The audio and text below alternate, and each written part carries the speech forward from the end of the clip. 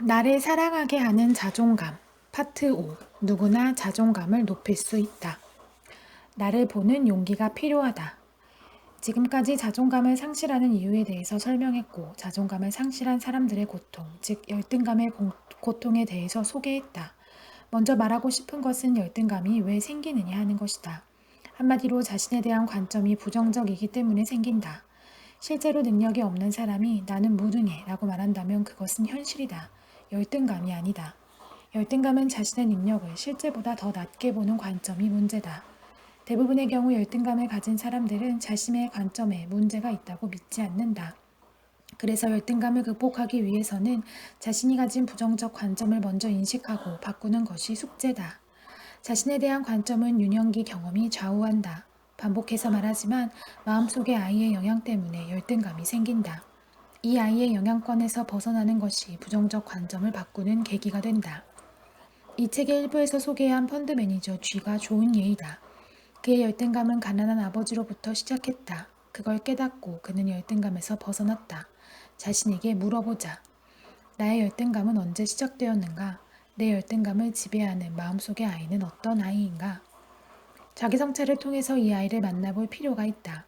부정적 관점을 발견하고 현실적인 관점으로 바꾸면 그만큼 열등감에서 벗어날 수 있다. 그런데 여기에는 많은 노력과 시간이 필요하다. 용기도 필요하다. 어릴 때 자존감을 상실한 이유는 수천 가지도 더 될 것이다. 성인이 된 후에도 수시로 우리의 자존감은 공격받는다.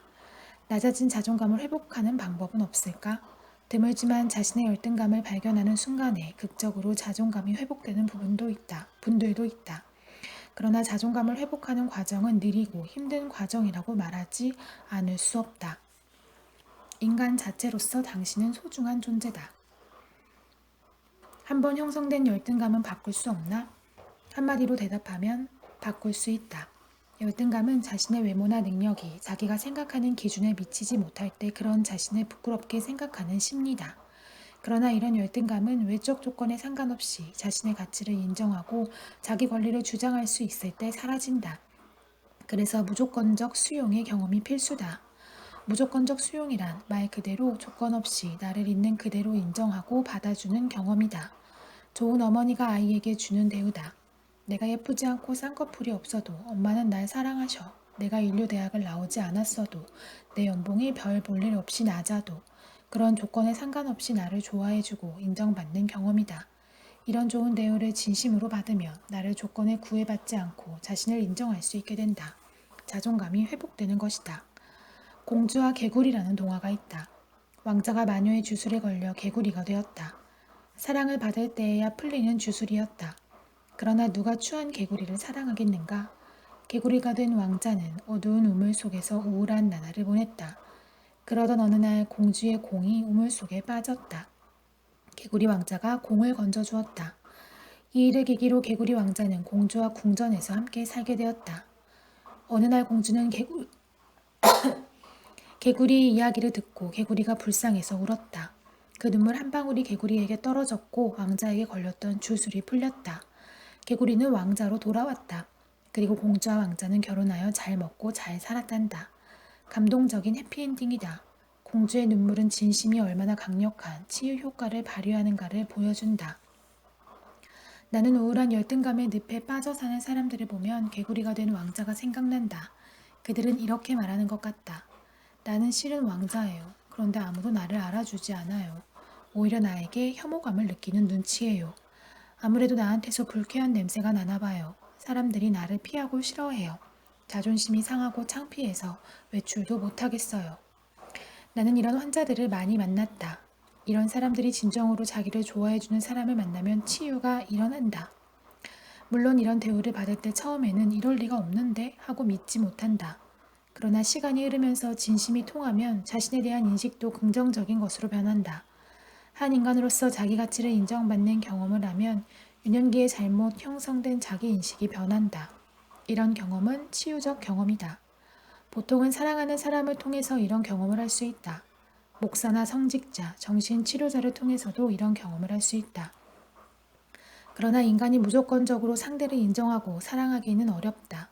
우리의 외모나 사회적인 지위, 능력에 관계없이 한결같이 무조건적으로 우리를 받아주고 가치를 인정해줄 사람은 아무도 없다. 인정받기 위해서 잘난 모습을 항상 유지해야 하는데 그것이 어렵기 때문에 다시 열등감에 빠지는 것이다. 그러나 어떤 분들은 신앙을 통해서 구원을 받는다. 한 장로는 하나님은 나를 태중에서 지으셨고 내 부끄러운 부분들까지 속속들이 아신다. 그런데도 그분은 나를 소중하게 여기셨고 사랑하셨다. 이제 나는 부족하지만 내 모습 그대로를 받아들일 수 있게 되었다. 내가 나 된 것은 하나님의 은혜다. 라고 말했다. 신앙을 통하여 자존감을 회복한 경우다. 미운 오리 새끼 자존감. 외모도 지위도 성공도 다 일시적이지만 변하지 않는 것은 내면적인 자존감이다. 이런 자존감은 대개 유년기에 부모, 자식 간의 관계에서 형성된다. 부모만이 무조건적으로 자식을 인정하고 받아줄 수 있기 때문이다. 자식이 무능력하거나 장애인이어도 부모는 자식을 있는 그대로 사랑한다. 이런 경험을 반복하면서 아이는 자기가 한 인간으로서 사랑받는 존재라는 자존감을 갖게 된다. 그런데 부모의 눈밖에 난 아이들, 부모의 기대를 충족시켜주지 못한 아이들, 우울한 부모의 아이들은 너무나 바쁜 부모들의 아이들은 무조건적 자기 수용의 경험을 하지 못한다. 아이는 자기가 부모의 사랑을 받지 못하는 것은 미운 오리 새끼같이 무능하고 혐오감을 주는 아이이기 때문이라고 해석한다. 이때부터 낮은 자존감, 미운 오리 새끼 자존감이 자리 잡기 시작한다. 아이는 자기가 잘난 아이, 자랑스러운 아이, 착한 아이가 되지 못하면 부모에게 외면당하고 버림받을 것이라고 믿는다.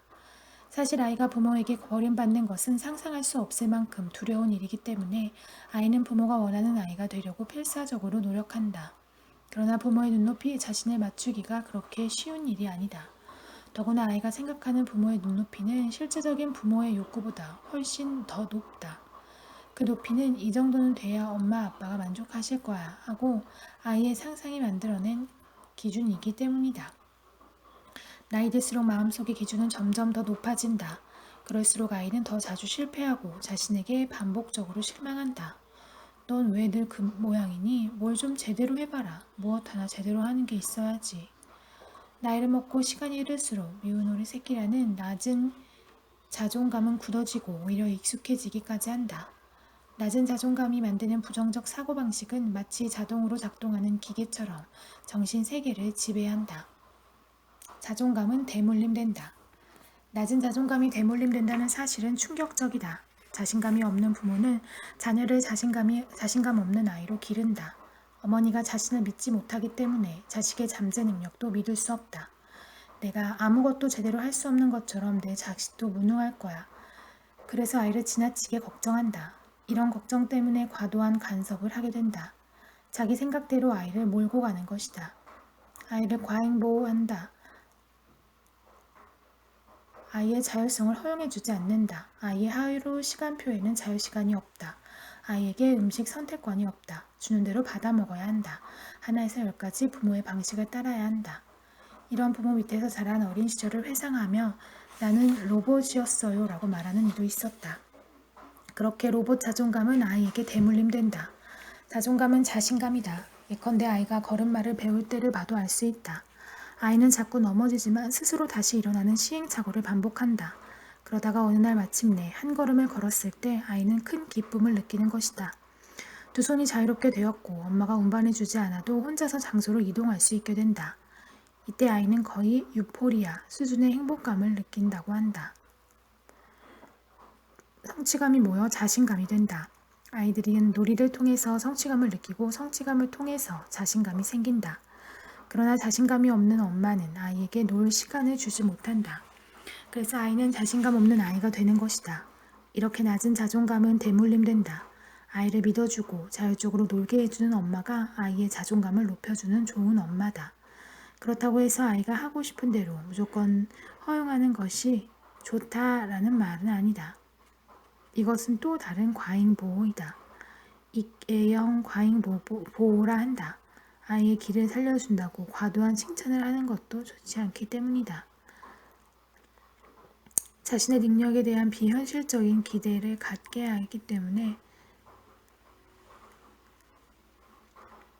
되기 때문에 심한 좌절을 경험할 수 있다. 예컨대 아이가 그린 그림을 보고 너는 미술의 천재야 라고 자존심을 부풀려 놓으면 아이는 자기가 천재인 줄 안다. 하지만 언젠가는 범인인 것을 알게 되고 큰 좌절감을 느낄 것이다. 그때 자존감은 무너지고 만다. 엄친아와 엄친딸을 자기 자녀와 자꾸 비교하는 것도 열등감을 대물림하는 부작용을 낳는다. 아이는 완벽한 엄친아와 자기를 자꾸 비교하는 버릇이 생기고 그러다 보면 자기도 모르게 낮은 자존감이 형성된다. 문제의 핵심은 부모의 낮은 자존감이다. 정신분석을 받고 자존감이 높아진 부모들이 무엇보다 기뻐하는 것이 있다. 내 아이는 나 같은 인생을 살지 않을 것 같아요. 부모의 자존감이 아이들에게 대물림되기 때문이다. 자존감은 엄마에게 달려있다. 미국의 정신분석가 하인스 코어트는 건강한 자기애가 정신건강을 위해서 꼭 필요하다고 했다. 건강한 자기애는 자존감과 같은 뜻이다. 병적인 자기애가 특권의식을 갖고 남을 지배하고 착취하는 자기애라면 건강한 자기애는 남의 인격도 존중하는 자기애이다. 내 인생이 소중하듯이 당신의 인생도 소중한 인생입니다. 코어트 박사는 갓난아이 때 건강한 자기애가 생긴다고 했다. 갓난아이는 자아상이 없다. 그래서 자기가 예쁜 아이인지 미운 아이인지 모른다. 다만 엄마라는 거울에 비친 자기를 보고 비로소 자기를 확인한다. 엄마는 아이의 거울이다. 그래서 엄마를 반사 자기 대상이라고 부른다. 엄마가 아이를 예뻐하고 좋아하면 아이는 자기가 상대방에게 호감을 주는 사람이라는 자존감이 생긴다. 반대로 아이가 사랑받지 못하고 천대받으면 사람들이 자기를 싫어할 것이라는 낮은 자존감을 갖게 된다. 코어트 박사는 이런 자존감을 마음의 핵심이 금간 상태라고 했다. 이런 사람들은 금이 간 유리그릇처럼 작은 충격에도 자아가 쉽게 부서지고 만다. 조금만 비난을 받아도 자존심이 상하고 자기를 싫어하는 눈치가 조금만 보여도 모든 것을 포기해버리고 싶어진다. 낮은 자존감 때문이다. 이렇게 자존감은 엄마에게 달려있다. 인간에게 진정으로 중요한 사람은 엄마라는 존재다. 엄마와 살면서 아이는 수백 번도 넘게 긍정적 경험과 부정적 경험을 한다. 이런 경험들이 쌓여서 자존감이 만들어지는 것이다. 아빠를 천대하고 구박하는 엄마도 문제지만 불안하고 조급한 엄마도 있다. 조급한 엄마는 아이가 문제를 풀 때까지 웃으며 여유 있게 기다려주지 못한다. 아이고 답답해 하고 비난하거나 대신 해버린다. 이건 과잉보호다. 이런 부모를 둔 아이는 스스로 문제를 풀었을 때 느끼는 성취감을 느낄 수가 없다. 성취감을 엄마에게 번번이 빼앗겨버리기 때문에 자존감이 중요한 요소가 자기 능력에 대한 자신감인데 이런 아이는 성취감을 느끼지 못하기 때문에 자신감을 가질 수가 없다. 점점 의존적으로 된다. 문제에 부딪히면 엄마 눈치만 본다. 아이가 이럴수록 조급한 엄마는 더욱더 조급해진다. 더 과잉보호하게 되고 아이의 자존감은 더 낮아진다. 악순환이다. 이런 아이들은 경쟁이 심해지는 상황에서 문제를 일으킨다. 예컨대 엄마를 떠나 유치원에 갈 때 엄마와 떨어지지 않으려 한다. 억지로 유치원에 친구들이 데려가 태권도라도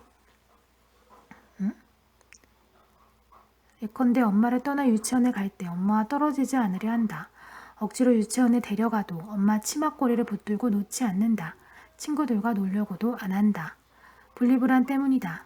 의지하던 엄마를 잃어버릴까봐 두려운 것이다. 특히 자존감이 낮은 아이들은 이런 분리불안이 심하다. 반면에 자존감이 높은 아이들은 유치원이 재미있다. 호기심이 발동한다. 새 친구들, 선생님, 새로운 장난감이 좋고 간식도 맛있다. 아이들에게 유치원 선생님은 부모 외에 처음으로 만나는 어른이다. 부모와의 잘못된 경험을 고칠 수 있는 기회이다. 그런데 자존감이 낮은 아이들에게 선생님은 무섭고 화장실 등 모든 것이 낯설기만 하다. 빨리 엄마가 있는 집에 가고 싶을 뿐이다. 그럭저럭 이 유아기를 넘긴다 해도 사춘기의 폭풍을 만나거나 고3이 되면 위기에 처한다. 엄청난 경쟁의 틈바구니에 끼게 되기 때문이다. 매일 점수의 압박과 대입 실패의 위협에 시달린다. 애가 중학생만 되어도 엄마 실력으로는 더 이상 아이를 가르칠 수 없다. 아이에게 도움이 되지 못한다.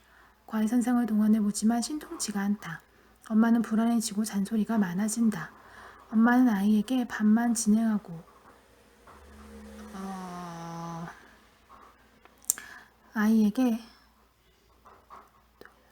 엄마는 불안해지고 잔소리가 많아진다. 엄마는 아이에게 다만 간섭하고 감시하는 간수 같은 존재가 되어버린다. 아이 입장에서는 학교에 가면 숨막히는 경쟁이 기다리고 있고 집에 오면 모의고사에서 몇 등 했니? 라고 묻는 엄마, 아빠의 시선이 지겹다. 갈 곳을 잃고 이러지도 저러지도 못하는 아이들은 가출이나 업무를 얻어 달라고 조르기도 한다. 문을 걸어 잠그고 두문 분출하다가 내가 천재다 하고 과대망상에 빠지기도 한다. 정신분석학에서 얻은 결론은 한마디로 좋은 자존감을 갖기 위해서는 어머니의 태도가 아주 중요하다는 것이다. 특히 아이의 과잉 보호하는 것은 좋지 않다. 태권도로 자신감을 회복한 충훈이. 내가 런던에서 정신분석 연수를 받을 때의 일이다.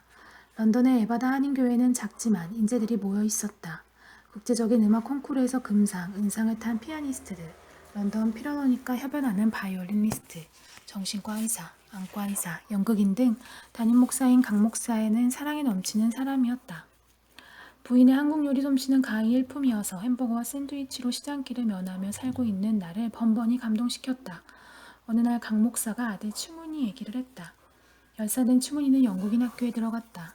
영어도 서툴고 교과 과목도 다르다. 피부색도 다른 학교 환경은 어린 충훈이에겐 힘든 것이었다. 그러나 그보다 더 힘든 것은 영국 아이들의 텃세였다. 싸움을 걸어오고 놀리고 소외시키는 분위기에 시달리면서 충훈이는 점점 우울해졌다. 부모는 안타까웠지만 어떻게 손을 쓸 수가 없었다. 담임 선생님을 만나보았지만 별 효과가 없었다. 그런데 어느 날 충훈이가 밝은 표정으로 돌아왔다. 신이 나서 학교에서 있었던 일을 얘기했다. 그날도 학급에서 제일 덩치 크고 짓궂은 아이가 싸움을 걸어왔다. 충훈이의 발을 걸고 놀렸던 것이다. 충훈이는 더 이상 참을 수가 없었다. 용기를 내어 결투를 신청했다. 뒷산에 학생들이 모여들었다. 아이들이 빙 둘러싼 가운데 둘은 대결하게 되었다. 덩치로 보면 다윗과 골리앗의 대결 같았다. 힘센 영국인 아이는 의기양양했고 영국 아이들은 모두 그의 편이었다. 싸움이 시작되었다. 충훈이는 태권도 자세를 잡고 큰 소리로 얏! 하고 기를 넣었다. 그 순간 극적인 일이 벌어졌다. 기세등등하던 영국 아이가 갑자기 겁을 먹더니 충훈이에게 굴복해버렸다. 태권도에 대한 공포심 때문이었다. 당시 일부 영국인들은 태권도에 대한 공포심을 갖고 있었다. 그 이유는 얼마 전에 보도된 살인사건 뉴스 때문이었다. 한국인 태권도 유단자가 자기 집에 침입한 강도를 맨주먹으로 때렸는데 강도가 직사한 사건이었다.